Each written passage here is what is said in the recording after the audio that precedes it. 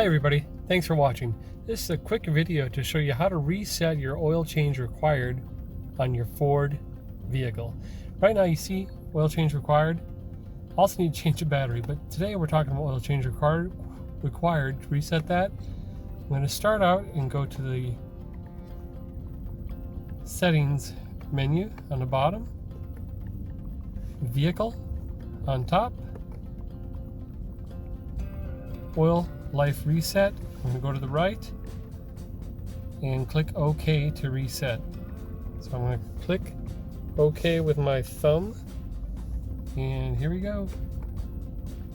Gotta hold it for like 3 or 4 seconds. Boom, now we're back to 100% oil life. Next video, how to replace your key battery. Thanks for watching.